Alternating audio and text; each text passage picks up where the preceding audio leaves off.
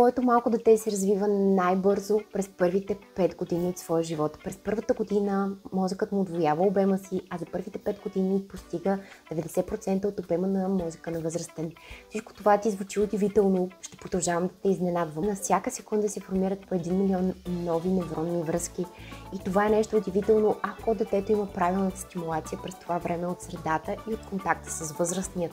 Това, от което има нужда то през първата година от своя живот е свързване, игра, общуване, здравословна среда вкъщи и общност.